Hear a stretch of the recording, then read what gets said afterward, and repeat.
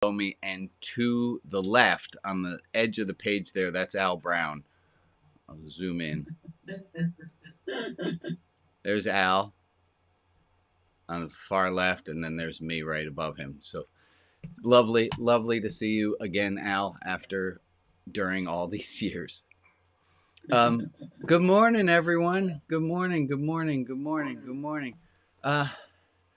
So I'm sure I've told this story before, but I had a student when I was teaching math, right? I taught after I left organized religion, I started teaching math, and I taught math for a number of years, and I loved doing it. It was great fun. I had a student teacher, my second to last year or my last year, I can't remember which one it was, and my student teacher's supervisor sent him in with a well, you have to write out the curriculum for the first 6 weeks. And I said, I don't have a curriculum for the first 6 weeks. I don't have it written out exactly how the first 6 weeks are going to go. And the supervisor called me and was quite indignant and adamant of, what do you mean you don't have the curriculum for 6 weeks? You're supposed to be this kid in the school's master teacher, and you have to have. And I said, how could I possibly have the curriculum laid out for the first 6 weeks when I've not met the students yet? I don't know how long it's going to take to do. I think absolute values was our first topic. I don't know how long it's going to take to do absolute values because I've not met them before.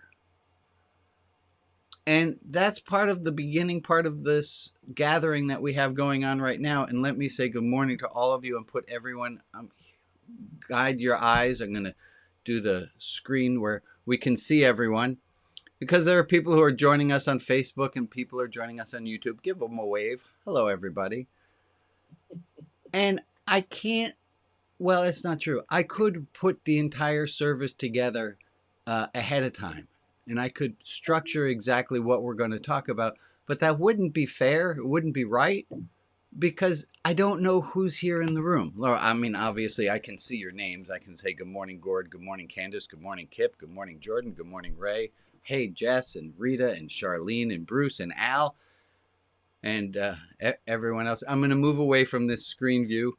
If I didn't get to your name directly, I apologize. You're still a very important person. But before we I have topics. I have topics ready for us to talk about. But before we do that, and I want to review last week, let me just do a quick look at the screen.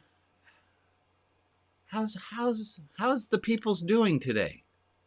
And if any of the people's feels like commenting and giving a little verbal as to how you are, how are you doing today? I got a little bit. Thank you, Michael, giving me a little visual of a little mezza in between. Yeah. Everyone's a little bit all right. Lee, thank you for your gesturing.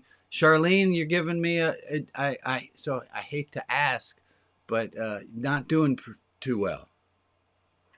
Anything you care to share about? You don't have to, of course. Well, hold on one second.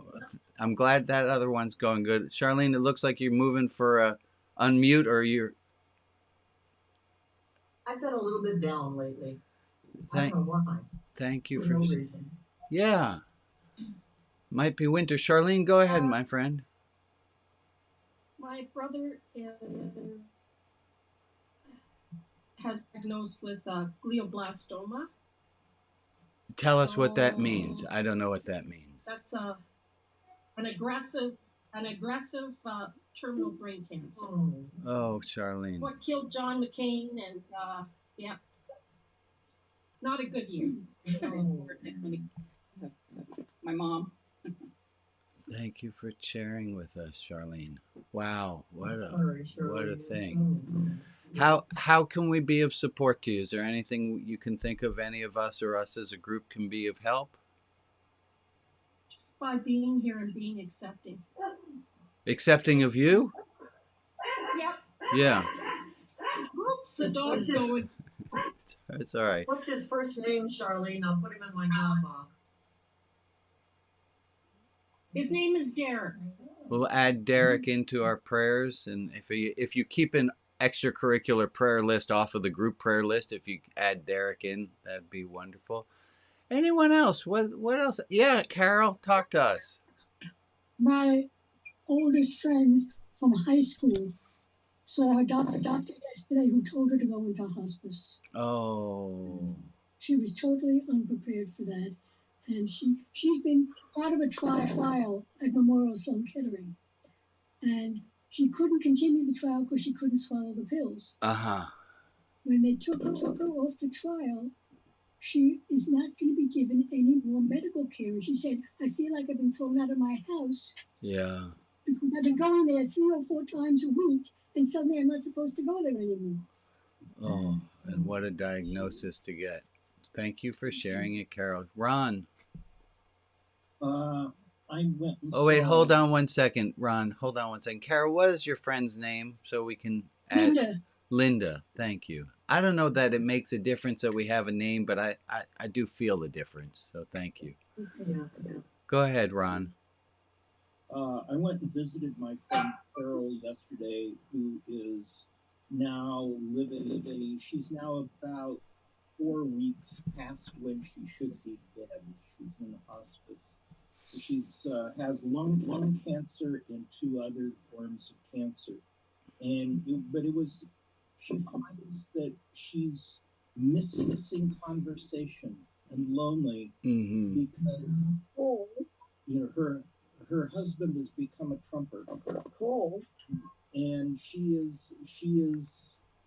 doesn't have anyone to talk to, and she feels like people are afraid that she might be contagious or something, and but she is an accomplished artist.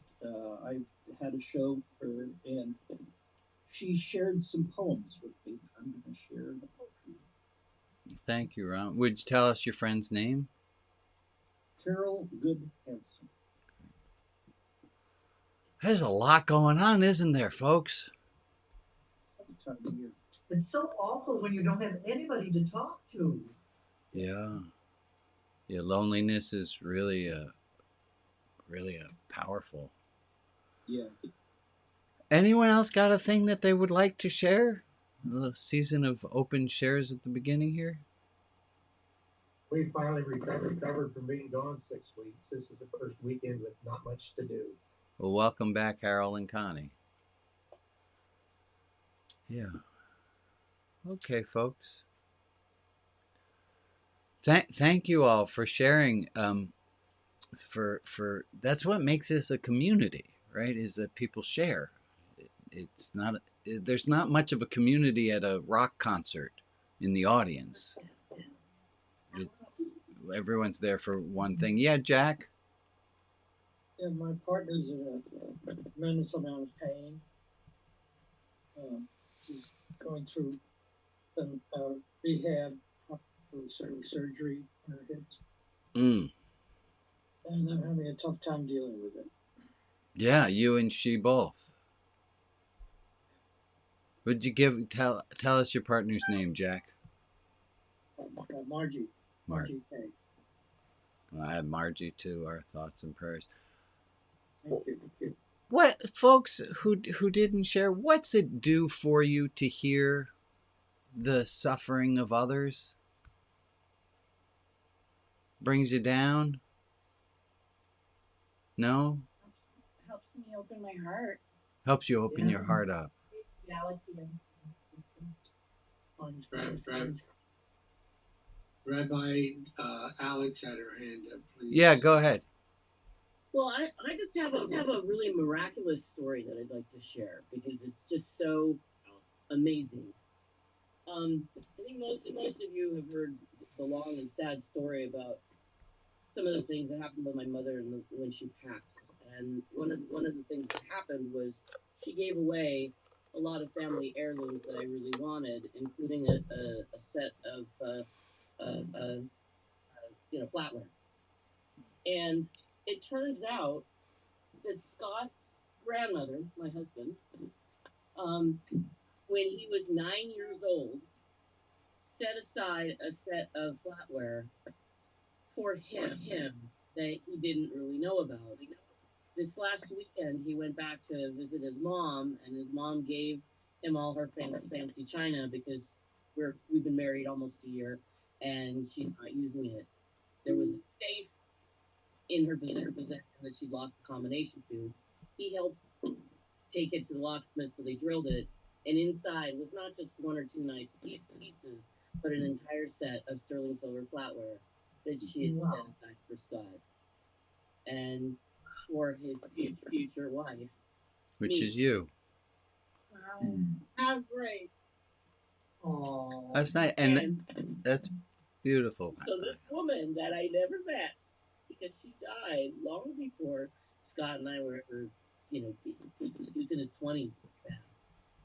And the fact that his grandmother put together this absolutely beautiful wedding gift for a person she didn't even know existed is just Wow. really tremendous. Thank you for sharing that, Alex. Yeah. Thanks for sharing. Folks, I Wonderful. want us to do switch tracks a little bit, and I want to do a little bit of review of two things that we talked about last week. One, last week I was so proud of myself. There was something that happened in my and I said to you guys, I said, look, you can all read me.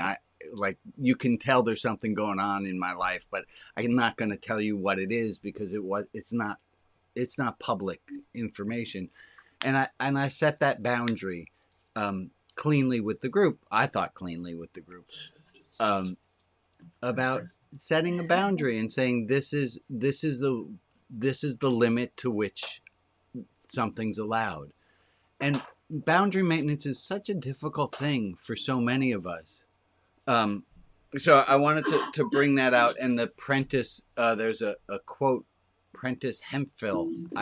Alex, I didn't put that quote in the list of quotes for today. I apologize. And the quote was, boundaries are the space at which I can love myself and love you simultaneously. I'm going to say that again because I don't have it written out. If somebody could look at and put it into the chat. Boundaries are the space at which I can love myself and you simultaneously. Especially holiday seasons, it's hard to set boundaries. And Janie taught me something. Just here's an interesting fact. When you set boundaries with a person, 9 out of 10 times they're going to test it. Yep. And so what's great about knowing that is don't be surprised. Like when you're setting the boundary, take the extra time to go, oh, they're probably going to break this boundary, and me being pissed off and upset about it is not that's not my best strategy. All right, so that was one thing I wanted to review from last week was on boundaries. The second was we talked about evil last week, and there was a quote, 2 quotes that I found. One said this, never attribute to I can't say that word. Malevolence. Never attribute to Malevolence. Never attribute to malevolence. I got it. Okay. Never attribute to malevolence what is merely due to incompetence. Right. Maybe they weren't trying to be assholes. Maybe they're just stupid. Wouldn't you? Right? Never attribute to Malevolence. Never attribute to malevolence what is merely due to incompetence. And then here was a second quote that I think hit a piece of this is gendered language in this quote, and I apologize for it, but that's how Linda Pastan wrote it. It said, evil is simply a grammatical error, a failure to leap the precipice between he and I.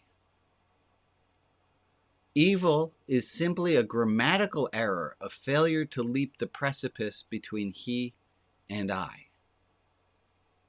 Oh yeah, I see. The V looks like between the letter E and your I or something. Okay, I was going with more. The more we think, so the expansion on this one is Melanie Klein, famous psychologist. She talked about splitting, and splitting is this idea that I'm going to hold on to the good for me, and I'm going to say all the problems are because of what they did. They are the problem. I'm good, they're bad. And the more stressed we are, the more likely we are to engage in this idea of splitting between what's us and what's them, what's good and what's bad. And the more stressed we are, the less able we are to hold on to the both and. So this idea of splitting, in splitting between I and them, and that's her quote. I'll bring it back up again. Evil is simply a grammatical error, a failure to leap between them and I. Okay, there's our review from last week, and then I'm going to bring us into this week, and I'm going to tell you a story. Everyone comfy? Yeah. And there's a picture that goes along with it. This section is called "You Aren't Attractive Enough for Amanda." It's called "You Are Not Attractive Enough for Amanda." There's a picture of Amanda, and you will hear the story of how this happens. It is the late 1990s. My friend Cohen, who's actually shown in that picture right next to Al Brown, right below me in first grade. So I've known Cohen for a very long time. It's 1990 something, late 1990s. And Cohen is in his purple GTO convertible down in Greenwich Village. And this car is doing exactly what it's supposed to do, which is attracting the stares and the looks of bystanders. Cohen moves somewhere in the village, and he sees a woman, and she starts chatting with him, convertible car that he's in, and says, "Hey, aren't you the same guy who was around the corner about 15 minutes ago?" "Oh, that was my twin," Cohen says. "I'm far more handsome than that schmuck." He and Amanda get to talking. It becomes known that she has never had a falafel sandwich, pita falafel sandwich. So he insists on taking her in the purple GTO, and they go to the Olive Tree restaurant on McDougal Street. They have a spontaneous first date, and she finds out that he has never had Indian food. And then they make plans to change that sometime soon. Amanda gives Cohen her number. They part ways. He says he'll call. He waits a day because apparently there are rules to how you're supposed to make phone calls after someone gives you a number. So he waits a day and he leaves a message. There's the days before email, before the internet. So this is the best way of communicating. He leaves a message on her phone. She does not return the call. He decides not to call a second time because that's not the rules. And he waits 2 more days and leaves another message, and she doesn't call back.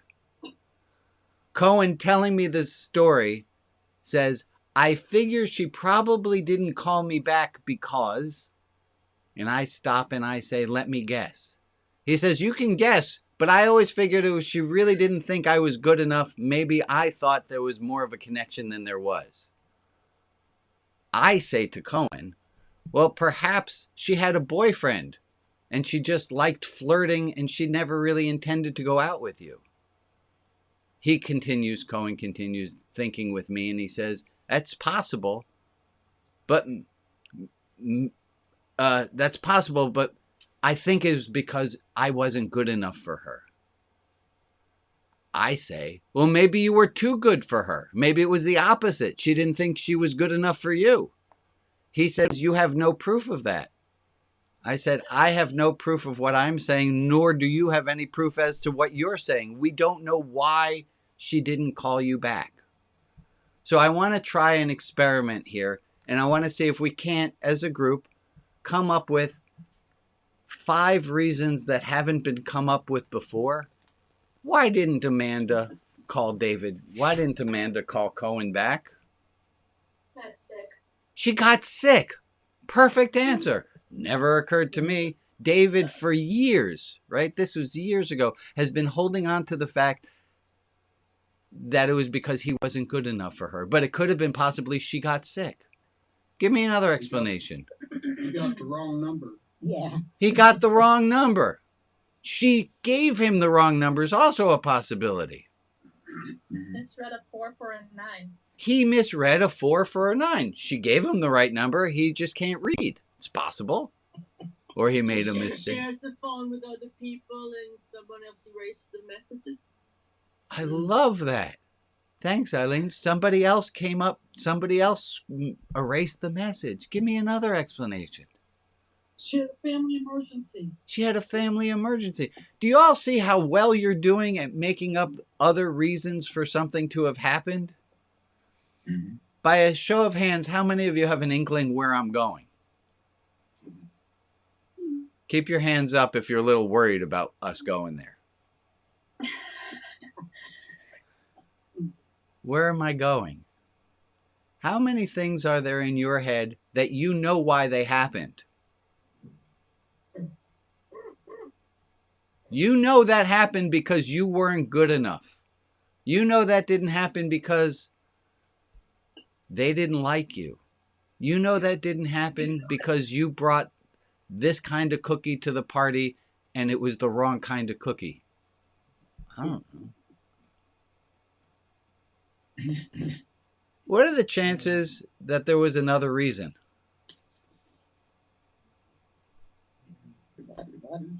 Lots of chances. Lots of chances. Her parents wouldn't accept him. Her parents wouldn't have accepted him. That's another explanation why she didn't call him back. Why not? Let's go into our own lives. There are 2 ways I can see that this goes. One, we come up with explanations as to why something happened to us. And the other is we come up with explanations as to why someone else did something that they did. Maybe those are the same thing. Maybe they're not. In my head, they were separate. Mm-hmm. Is there a situation you're thinking of is there a situation you can think of right now where you know what somebody else was doing? And just this little story of Cohen and Amanda makes you think, maybe there is another explanation. Oh, I'm not feeling like I led this in very well. I could use a little bit of help here.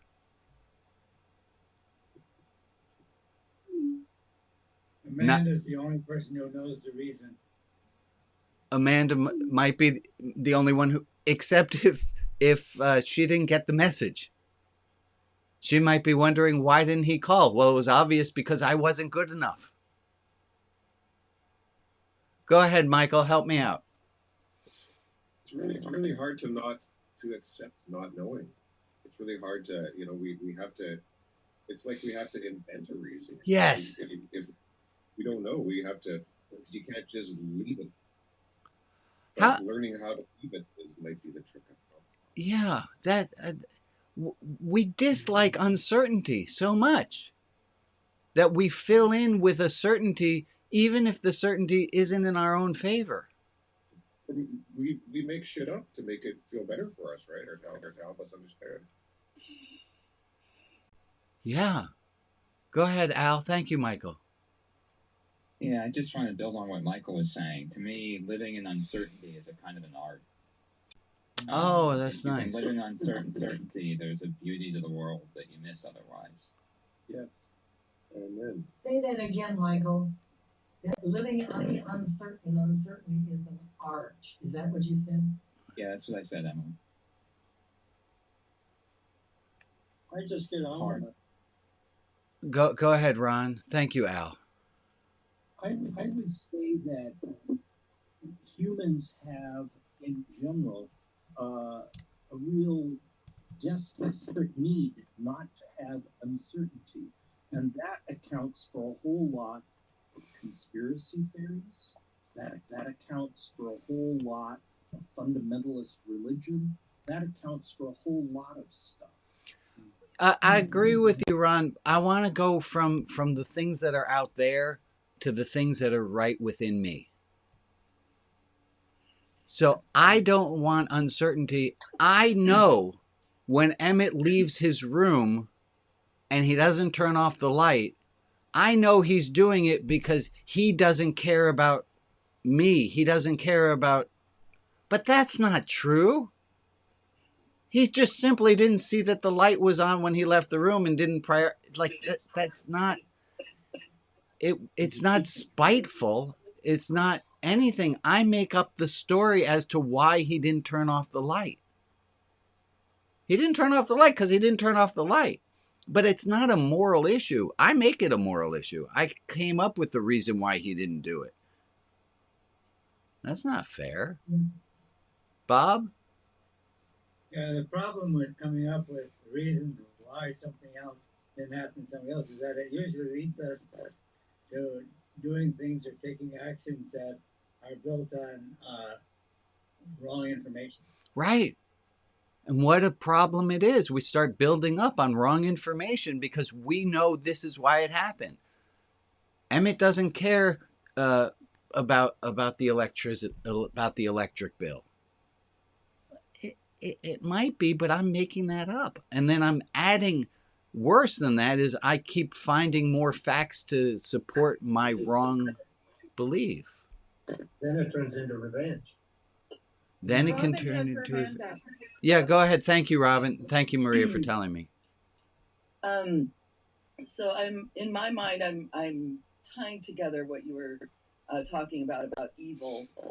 Obviously, this is a continuation of that conversation, and I'm thinking about when someone does something really horrifying that as a group of people we all know is really horrifying, and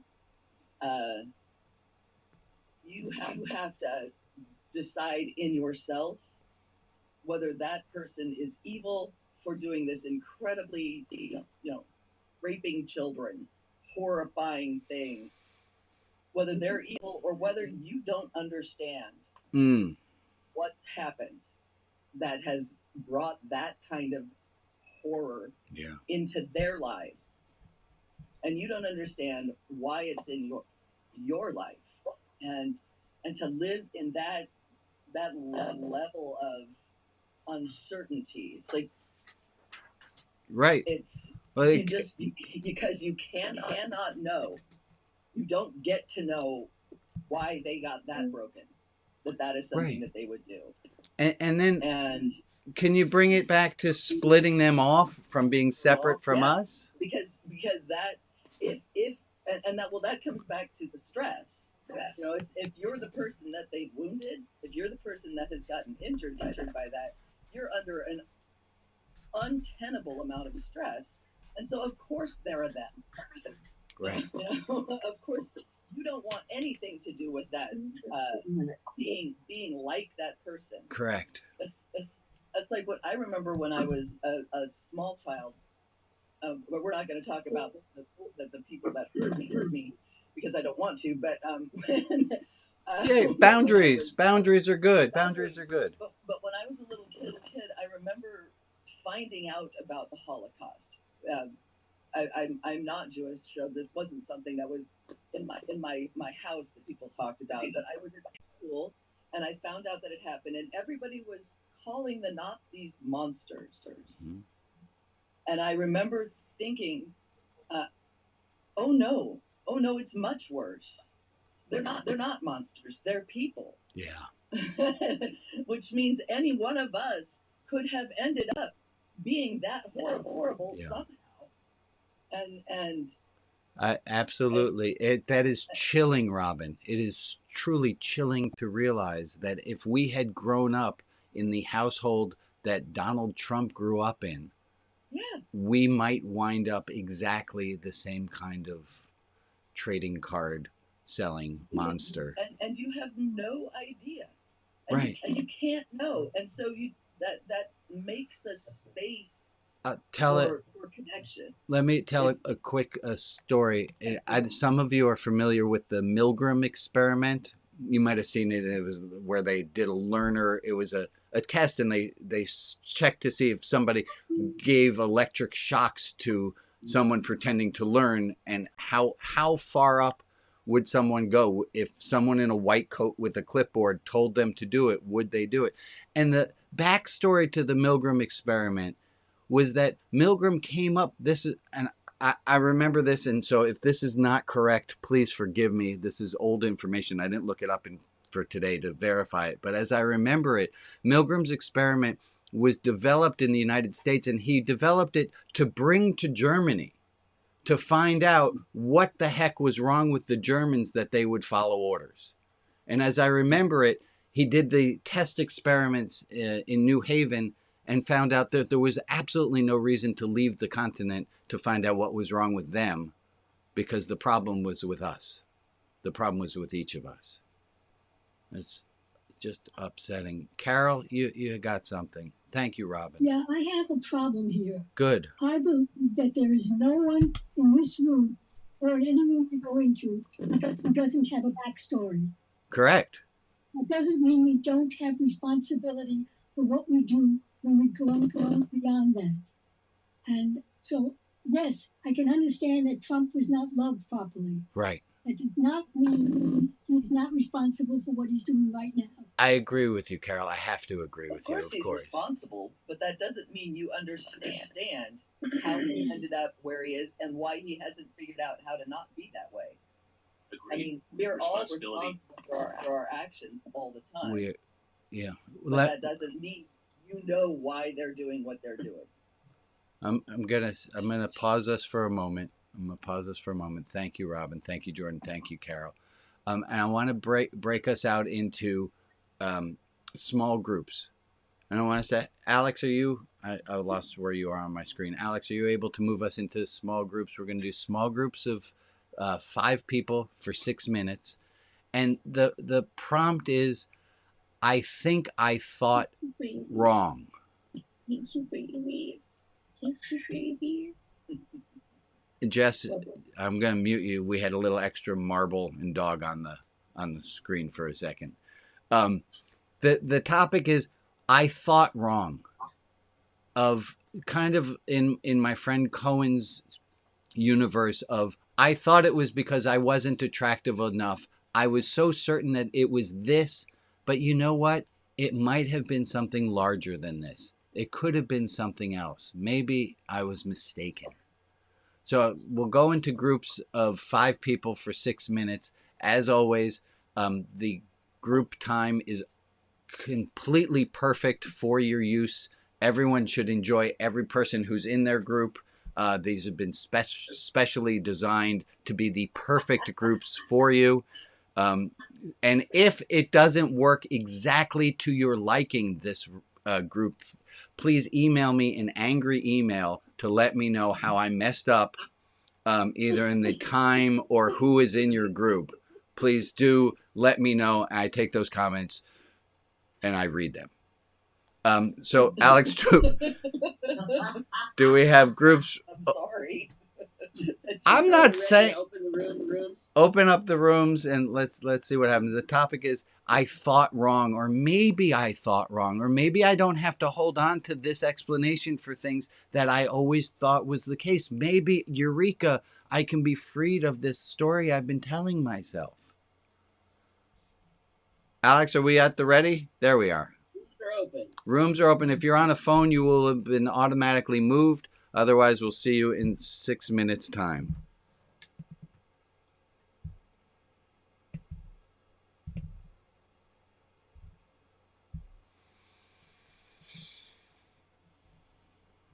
And if you are not moving, you are here with me.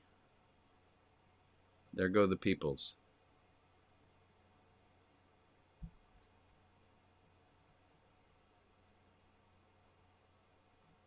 It looks like everyone is safely ensconced in their room. And we have more than 2 people per room? Oh yeah. Good. Yeah. Jess, did you get the new puppy? Was that who was kissing you? Oh, I don't think Jess can hear me. That's all right. Lee and Sari and Ezra, hi. And Jess, any comments and thoughts? And I got two, Candace and Kim, and everyone is. You don't have to share anything. This is not it is only if you have something that you want to share or not, and that's all fine. We'll just sit here. Alex, I'm going to take advantage and bop back into group 2 because that's where I was supposed to go to. Oh, it looks like they got 5 people. Can anyone hear me? Yeah. Yes, we can hear you.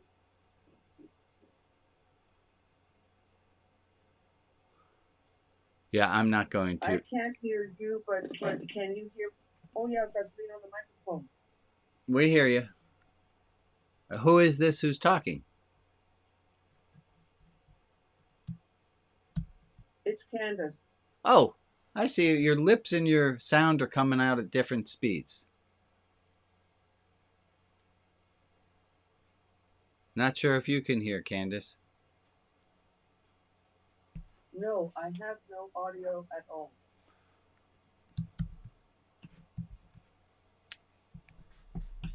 Just a reminder that this is one of the highest shopping dates of the year. So network-wise, it's going to be very busy. Thank you. Yep.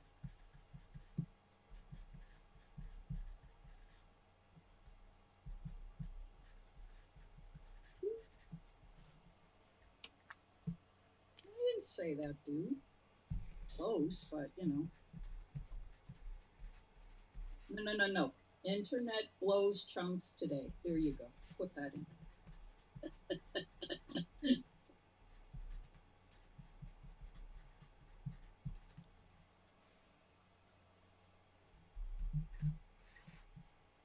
Why, thank you. You forgot the glasses.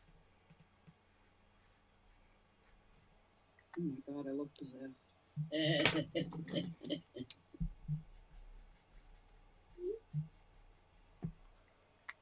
I feel better about that now, Lee.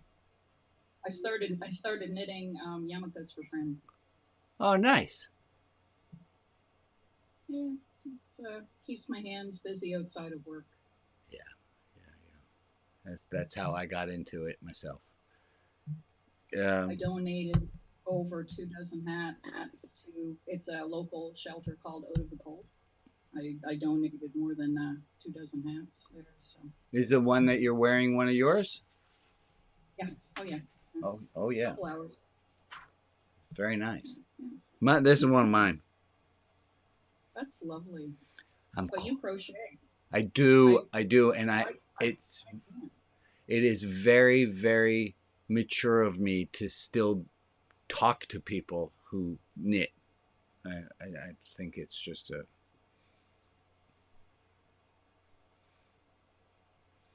I can't make myself do it. I don't know what it is. To knit? To crochet. No, yeah. But I have done a couple of sweaters where I've done a single around the edge. Yeah. Make it pretty. But I don't know. My brain just isn't wired right now for crocheting. I did the same thing with knitting. I knew how to crochet, and I thought knitting's so much cooler. So I took a class on knitting, and I thought, what am I doing? I like crocheting. Why am I hurting myself and learning a second way of doing this? I don't have any need. So I stopped. Exactly. Yeah. Alex, you give them the 1 minute warnings? Yeah, we got 20 seconds, but I can go ahead. Oh, I know. I hit my clock. My clock's off, so whatever you got.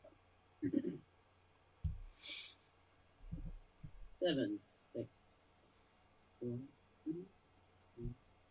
I'm just recalling my name. There we go. Well, I don't have time to get to the topic I prepared for today. Oh, hi, Marcella. Hello. Glad to see you. Oscar's here too. Oh, hey, Oscar. We're just leaving small groups, so people are just coming back to the main room.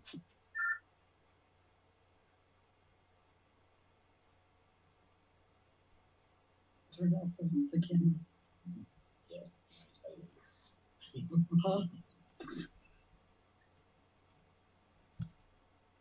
I can hear again. Hallelujah. You got it. Yay. Oh, good, good, good, good. That reboot trick works pretty well, doesn't it? Yeah, I haven't had to reboot this thing previously, but oh well.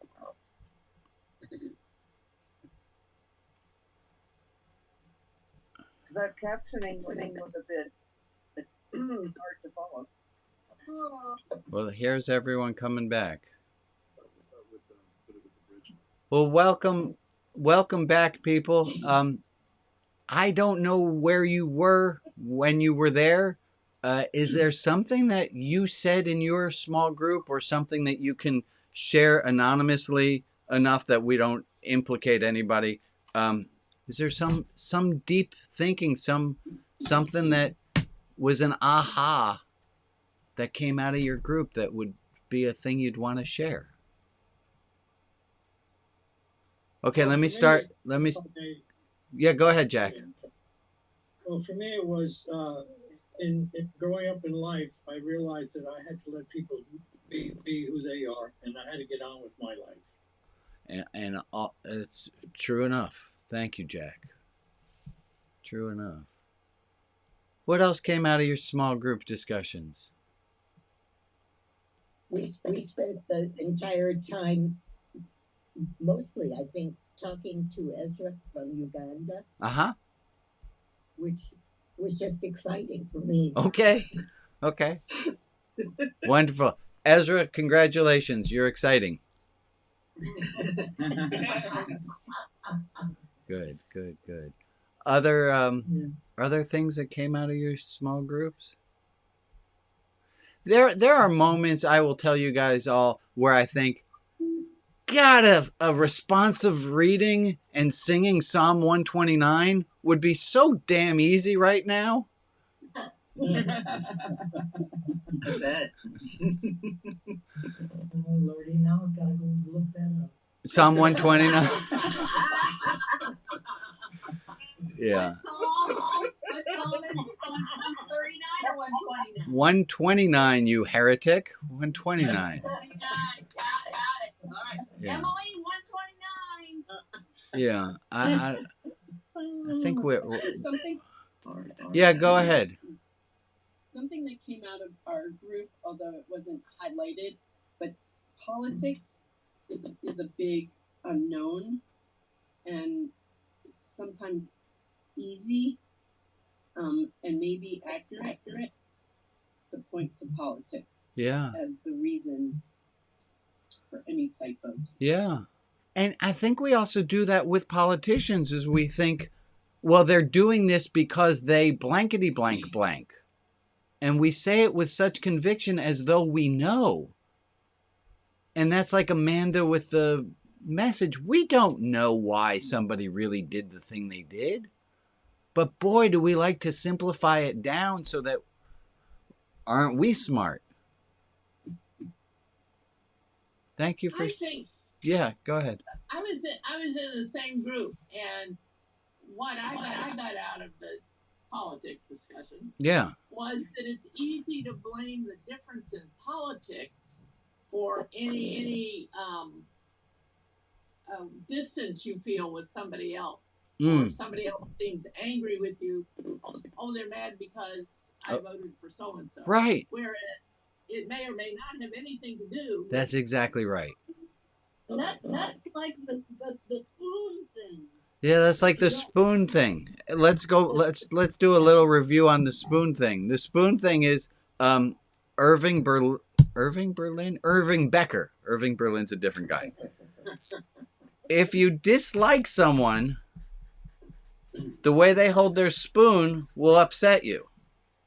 But if you like someone, they could drop a plate of food in your lap and you wouldn't mind. If you've already decided you don't like someone, everything they do is going to be annoying. Oh, they're a Democrat. They hold their spoon like Idiots. Oh, they're on my team? I forgive them. Yeah, that's a powerful one, Betsy. When we've decided if we like someone or not, everything else follows. Oh, wait a moment. Folks, I just had a eureka moment. And then, Kip, I'm going to get to you. If you dislike someone, the way they hold their spoon will upset you. But if you like them, they could drop a plate of food in your lap and you wouldn't mind. We've all heard this. We've heard this a number of times. I never thought of it this way. What happens if I do this?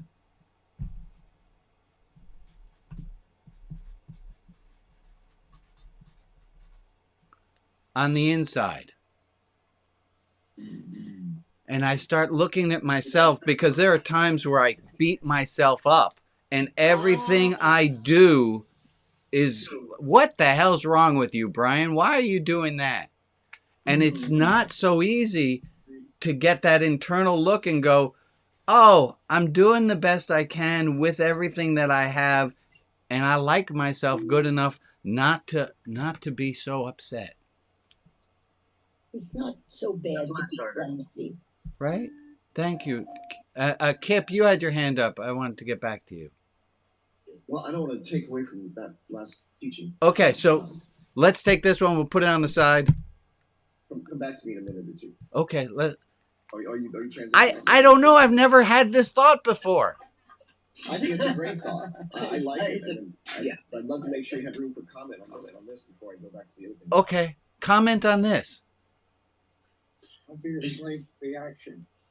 Yeah. Yeah, give yourself the grace that you would give someone you love. Right? Hey, I got a homework assignment based on what Robin just said. We have to pay attention all the time to ourselves. Thanks, Robin. Right. And it said that teacher's pet. There's a thing that Afia said. Yes. Which wolf you feed. There's a thing that Afia said to me once. She overheard me talking, and I did something. I can't remember what I was doing, but I made just a gaffe, a ridiculous gaffe, and I said, "Oh, come on now, Brian. You can do better than that." And I was berating myself, and Afia said, "Hey, maybe you want to try it this way and instead say something in your head like, 'Hey, say there, friend. Hey, friend, maybe you could have done that a little bit differently.' But just saying it in this sweeter way as opposed to 'what the heck's wrong with me?' And catching myself when I'm doing that and say, well, Afia would laugh at me and say, friend, maybe you can be a little kinder." Al, yeah. Yeah, it occurs to me that the parts of ourselves that we dislike, we have a lot less patience with. Mm-hmm. And the parts of ourselves that we like, well, we don't see the problems, and so maybe that's part of it. But, yeah, we're much more forgiving. Yeah. Okay. Thank you. Thank you, Al. Any other comments on this? And I want to know, Kip, not too much pressure on you, buddy, but I want to know what. No, I want to go back to that. If we're done, this is a good topic, but I really wanted to double down about uncertainty. Yeah, do it. Suggest that we need to be willing to be uncertain about other people's certainty. Oh, wait, whoa. We need to be less certain about other people's uncertainty?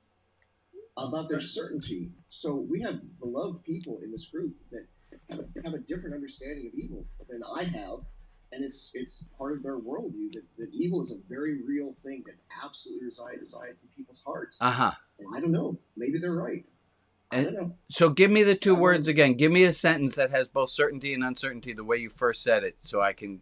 Well, I wanted to double down on uncertainty, even when it comes to other people's certainty.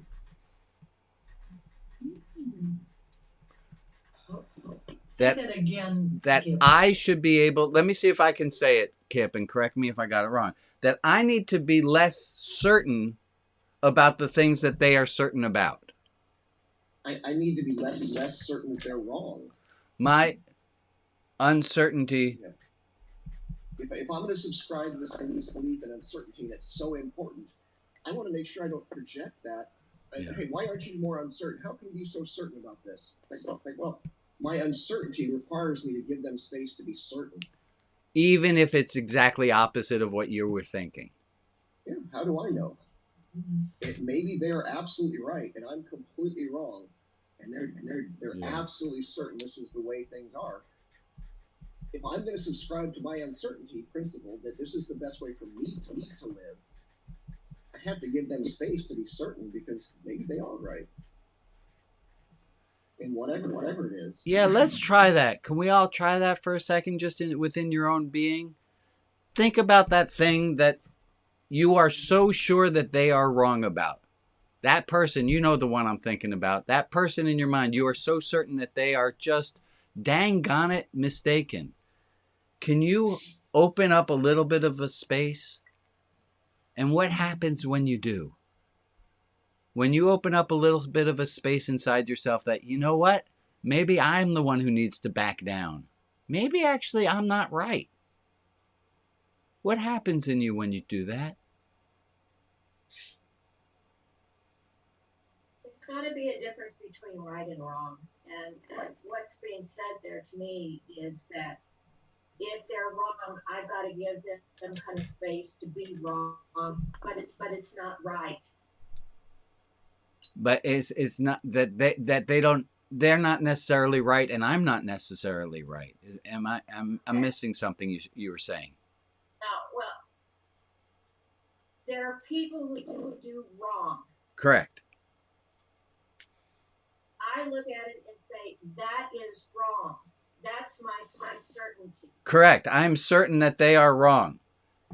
And then thank you, Connie. And then are you willing to say possibly it's the exact opposite? Maybe. On some things, no. On some things, no. Okay. I wanted to clarify one thing because it's a little slippery. I'm not at all talking about actions and things that we know all are just not okay. I'm really talking more about beliefs and closely held understandings. I would never suggest that I need to be uncertain whether or not horrific crimes. Right. That's not what I meant. We're not talking about killing puppy dogs or anything worse than that. But did that person do it because they're just a horrible monster who should be thrown off the planet? Well, I don't know.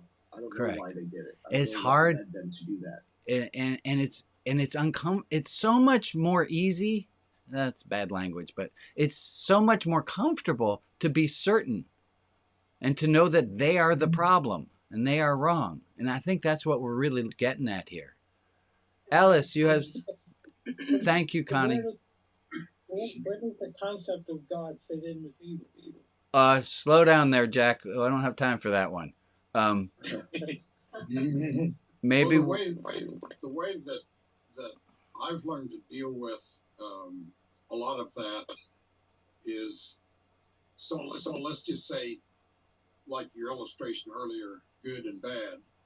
I look at it as an infinite continuum in our brains. Good and bad are, we think they're opposites.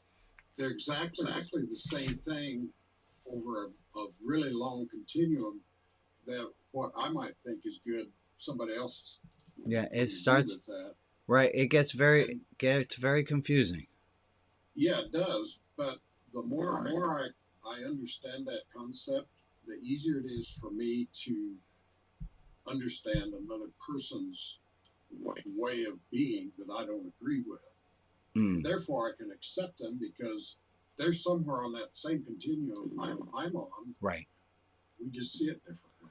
Boy, we have so many comments and thoughts that I'm unfortunate. I'm sitting here and I'm thinking, I still want to get to our prayer time, and I also want to hear from Marcella and Bob and everybody who has their hand up. But I'm going to make the decision as the guy who has a hat and the keys to the Zoom room that I'm going to transition us for a moment, because we started this hour with talking about a lot of pain and a lot of troubles that we have on our hearts. And I want to it's always lovely to be up in my head and to be thinking, but I want us to drop into our hearts for a moment.